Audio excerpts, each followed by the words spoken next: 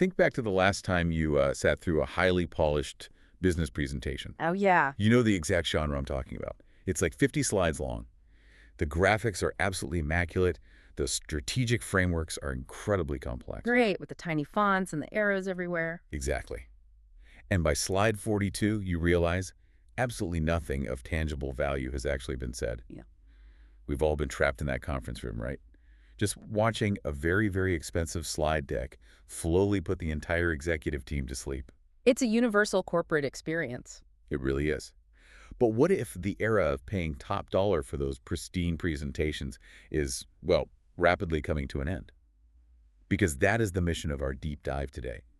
We're unpacking how artificial intelligence is officially dismantling the traditional slide deck economy of the consulting world. And it's a profound structural shift. To really understand the mechanics of it, we're pulling from a pretty diverse stack of sources today. Yeah, we've got a lot of good stuff. Our anchor is this recent article by AI thought leader Johan Steyn.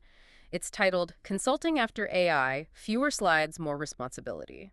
And what makes Steyn's analysis so compelling is that he isn't just, making isolated predictions. His insights synthesize a broader reality. Right. And it's backed up by several heavy-hitting industry reports that we'll be integrating throughout the deep dive. We're looking at data from a September 2025 Harvard Business Review piece, a Business Insider report from March 2026, McKinsey's 2025 State of AI survey. It had some wild numbers in it, by the way. Oh, completely. We're also pulling from Deloitte's research on AI ROI from October 2025 and some really fascinating regional perspectives from a South African tech publication called Tech Central. It's just this perfect storm of data pointing in one single direction. And I think to grasp the magnitude of the change, we have to look at the baseline, like how professional services operated for decades. The old model. Yeah. The entire value proposition of a management consultant was fundamentally packaged as research, analysis, and framework generation. And it all culminated in that pristine slide deck. Because the presentation wasn't just the deliverable. No. It was the physical proof of work. Exactly. It represented thousands of billable hours, teams of people spending weeks crunching market data, analyzing supply chains, interviewing stakeholders. The deck was the product. But here is the reality we're living in right now. A well-prompted enterprise AI model can ingest all that raw internal data, summarize the entire market landscape, draft a compelling strategy narrative, and produce a highly credible first-pass storyboard. In a single afternoon. In one afternoon. The sheer volume of analytical heavy lifting that used to take teams of junior analysts weeks to compile is now basically instantaneous. Which brings us to the economics of it all. Okay, let's unpack this, because the immediate economic impact is staggering. If an AI can produce a structurally sound slide deck in a few hours, that deliverable completely loses its pricing power. It undergoes a brutal commoditization. Right, to put this in perspective for you, imagine a hypothetical consulting engagement from, say, 2020. A Fortune 500 company wants a global market entry strategy. They hire a top-tier firm for $2 million. Sounds about right. The firm puts 15 junior analysts on the project for 6 months just to build complex Excel models and format PowerPoint slides. Now fast forward to 2026. An AI ingests the same global market data and client ERP records in minutes. And clients know this. Exactly. Clients, especially the ones dealing with tight budgets and strict procurement pressures, they are simply not going to pay $2 million for work. They know a large language model essentially drafted before lunch. They absolutely won't. And it creates this really fascinating tension in the market, which that March 2026 Business Insider report details extensively. Oh, the partnership dynamic. Yes, we're seeing a dual dynamic play out. Massive AI vendors, specifically OpenAI and Anthropic, are actively partnering with the very legacy consulting firms their technology is disrupting. Which is wild. They're doing this to win the enterprise market. So you have this incredible irony. On one hand, artificial intelligence is commoditizing the consulting industry's traditional output. Yeah. But on the other hand, these very same consulting firms have become the primary distribution channels for AI into large global enterprises. It's a brilliant Trojan horse dynamic, though. Because the AI companies might have the cutting-edge foundational models, but they don't have the decades-old relationships with Fortune 500 CEOs and boards of directors. Right. The tech companies don't have that trust built up. But the legacy consultants do. The tech companies need the consultants' social capital to sell their enterprise software. while that same software aggressively eats away at the consultant's traditional profit margins. Exactly. The consulting firms have to adapt or face obsolescence, which fundamentally shifts what they're actually selling to you. Because if generating the strategic options isn't the hard part anymore, the bottleneck in business moves entirely downstream. Here's where it gets really interesting. We're shifting from a world where producing options was the challenge to a world where execution is the only thing that matters. Right, because generating a strategy is cheap. Executing it is incredibly expensive and difficult. Think of it like going on a diet. Okay. Knowing that you need to eat less sugar and exercise more, that's easy. That's the strategy. Anybody can write that down, and AI can give you a meal plan in 2 seconds. But actually sticking to it when someone brings donuts to the office. Exactly. That's the execution. Mm. In business, think about a major enterprise software implementation, like moving a massive global workforce from legacy on-premise servers to a new cloud architecture. Knowing you need to migrate is the easy part, and AI can map out the technical architecture for that migration in seconds. But the hard part is getting 10,000 employees across 12 different time zones to actually change their daily workflows. Without bringing operations to a grinding halt. Right. The value isn't in the architectural plan. The value is in the change management. And Johan Steyn articulates this beautifully in his piece. He calls it the accountability gap. The accountability gap. Yeah. AI can propose 10 brilliant market-tested strategies for a corporate restructuring, but an AI cannot walk into a boardroom and secure buy-in from a highly reluctant, politically divided executive committee. No, it can't. It can't sit down with middle management and redesign complex financial incentives, and it certainly can't look employees in the eye and rebuild trust after a painful round of layoffs. AI lacks the personal capital required to compel human beings to change their behavior. Okay, but let me push back on that for just a second. Sure. Because if an enterprise AI has access to a company's entire communication history, like all their emails, Slack messages, meeting transcripts, couldn't it theoretically analyze the personality profiles of that divided executive committee and script the absolute perfect psychological negotiation strategy? Mm-hmm. Like, is this accountability gap really a permanent human advantage or just a temporary limitation of current models? It's a completely fair question. And look, AI is certainly being used right now to prep for those negotiations. Yeah. But there's a fundamental difference between scripting a negotiation and bearing the career risk of its outcome. When a board signs off on a $100 million restructuring, they aren't just looking for a mathematically perfect argument. They're looking for a human being to look them in the eye and say, I stake my professional reputation on this working, and if it fails, you can fire me. Wow, yeah. And AI can't be fired in a way that provides emotional or political satisfaction to a board. Accountability requires vulnerability, which an algorithm fundamentally lacks. That makes total sense. The risk transfer is what they're actually buying. Yes. And you see this reflected in how project demands are shifting. The Tech Central report highlights how consulting engagements in 2026 are literally rewriting themselves. Right. Project life cycles are shortening drastically. Because the demand from clients is aggressively shifting away from those prolonged, analysis-heavy discovery phases. Right. They're moving directly toward tangible, measurable delivery. Clients are telling consultants, hey, don't spend 6 weeks billing us to tell us what our problem is. We used our internal AI to find the problem yesterday. We're hiring you to help us actually fix it. Exactly. They want partners willing to get their hands dirty.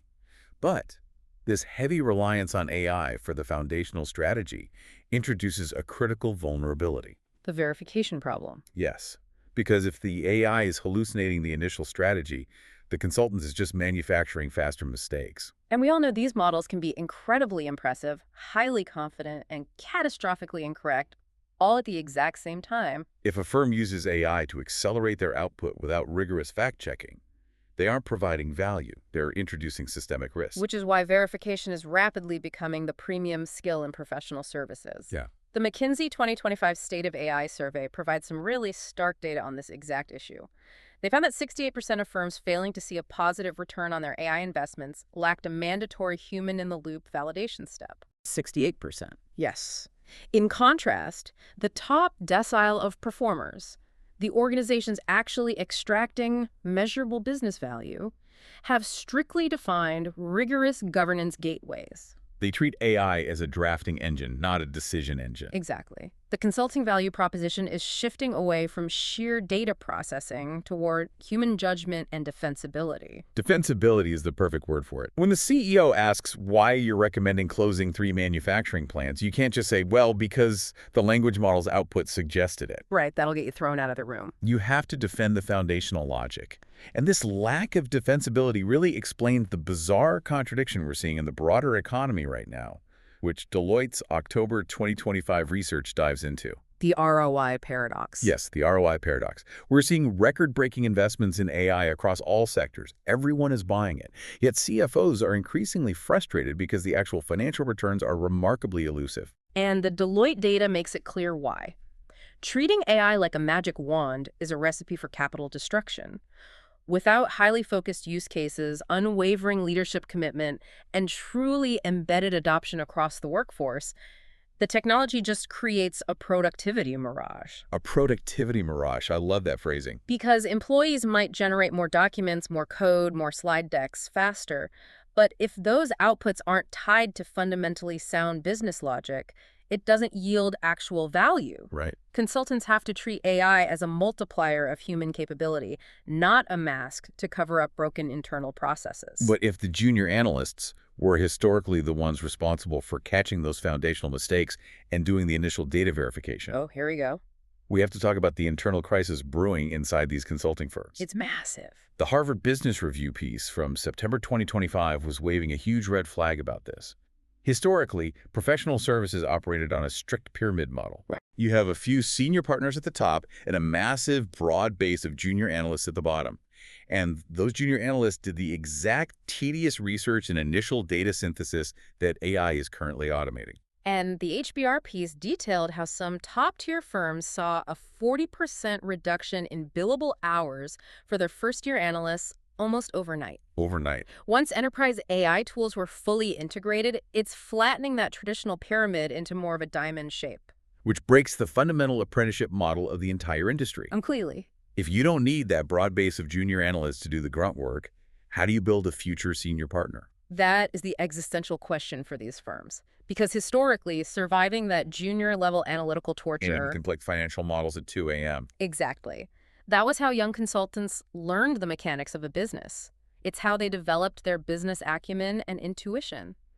If there's no path from doing the basic grunt work to developing senior judgment, the talent pipeline collapses. Because you can't just hire 35-year-old senior partners out of thin air. They have to be built. They have to be trained, and it forces a radical redesign of how human beings learn on the job. Johan Steyn addresses this directly in his article. He proposes that firms are having to shift to highly deliberate, almost medical residency-style training models. That makes a lot of sense. You can no longer just throw a junior consultant into a virtual data room for 6 months and expect them to learn by osmosis. Instead, young consultants are being forced to do much higher-value, client-facing work significantly sooner in their careers. Okay, but that sounds like a recipe for disaster if they don't have the experience to handle client-facing strategy. It would be, without the proper guardrails. But the critical caveat Steyn points out is that they are doing this higher-level work under much tighter supervision from senior partners.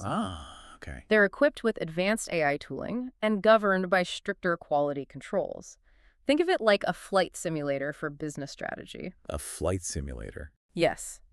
The apprenticeship moves from compile this market data to help me validate this AI-generated strategy, spot the logical flaws, and navigate the politics of presenting it to the client. So they're throwing them into the deep end, but giving them a highly sophisticated life jacket. That's a great way to put it. And that structural internal shift has enormous implications for the people actually buying these services. If you're a corporate leader hiring a consulting firm or navigating the AI shift in your own industry, the balance of power has fundamentally shifted in your direction. It really has. Clients have an unprecedented opportunity to demand a new deal from external experts. Absolutely. Because the procurement process for consulting services looks entirely different now. You aren't just evaluating their proprietary frameworks anymore. Clients must ask pointed questions. Like what? Like, if you're using AI to generate these strategic insights, what is your exact governance approach? Right. Show us your AI audit trail. Exactly. What is the specific human validation process this recommendation went through before it reached our executive team? Since you're paying a premium for their human judgment and risk mitigation, you need them to legally and practically prove where the AI's work stopped and their expert judgment began. But do clients actually care about the audit trail? Or are they just using AI's existence to aggressively negotiate down the firm's fees? That's the cynical view, yeah. Because I can imagine a lot of procurement officers just saying, look, we know AI wrote this, so we're only paying half your usual rate, regardless of whatever validation process they claim to have. It's definitely a mix of both in the real world. Procurement certainly uses it as leverage to compress fees.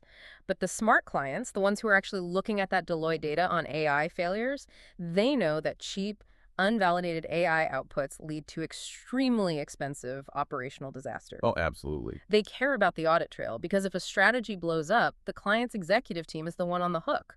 They need the consultant's defensible methodology as an insurance policy. That demand for a new deal is also creating a fascinating ripple effect on who actually gets to compete in the consulting space. We're seeing this profound democratization of expertise. This is one of my favorite parts of Steyn's analysis. It's so good. He highlights this using the South African market as a perfect microcosm for the global landscape. Because AI has reduced the computational cost of heavy-duty market analysis to near zero, you no longer need an army of 200 analysts in London or New York to tackle a complex corporate problem.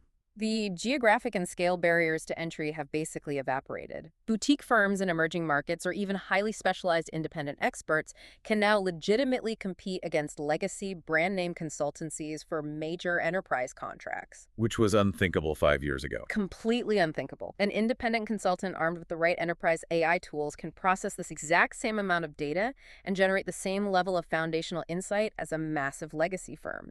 They can now compete purely on the strength of their niche expertise, their direct relationships, and their proven ability to execute change. It levels the playing field in a way we haven't seen in decades. But there is an obvious downside for you as the client. Because the barrier to entry has dropped so low, the market is getting completely flooded. Oh, the noise is deafening. Anyone with a high-speed internet connection and a subscription to Claude or ChatGPT can suddenly rebrand themselves as a strategic transformation consultant. Yep. The noise in the market is just rising exponentially. And that changes the definition of a winner in this post-slide deck era. The winners won't be the firms with the slickest marketing or the most voluminous presentations. The winners will be the firms and the independents who can cut through that noise by proving their credibility through hard verifiable results. They'll win through unassailable client references and demonstrably responsible AI practices. Exactly. When everyone has access to the exact same baseline intelligence, trust and execution become the ultimate differentiators. Let's bring all of this together. We've covered a lot of ground today, from the shifting economics of the industry to the internal crisis of the apprenticeship model. It's a massive shift. If we distill the core message from all these sources, the slide deck isn't dead. No. Human beings still need visual aids to process complex information.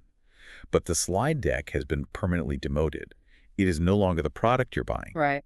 Consulting in the age of AI isn't about paying someone to gather data and present you with an illusion of certainty. It's about reducing risk, clarifying complex trade-offs, and driving adoptable change that actually holds up under the intense pressure of the real world. Because knowledge is most valuable when it's actually understood and applied. Whether you're hiring a consultant, acting as an internal strategist for your own company, or simply trying to future-proof your career against automation, the lesson is the same. Yeah. The true premium in the modern economy is no longer on generating or presenting information. The premium is entirely on truth, organizational alignment, and messy, real-world implementation. AI is an incredibly powerful multiplier, but it's not a substitute for the human courage required to make hard decisions and see them through to the end. It all comes down to execution. But I want to leave you with a final provocative thought to mull over as you navigate your own industry's evolution. Okay. If artificial intelligence eventually takes over 100% of the heavy analytical lifting, if the models do all the data crunching, the market summaries, and the framework generation, it leaves humans solely with the tasks of navigating office politics, building deep interpersonal relationships, and securing executive buy-in. Right. Does this mean the future of highly paid expert consulting will rely almost entirely on emotional intelligence and psychology, rather than traditional analytical IQ? Will the future business expert look less like a mathematician and much more like a therapist? Wow. Something to think about. Until next time, keep digging deeper.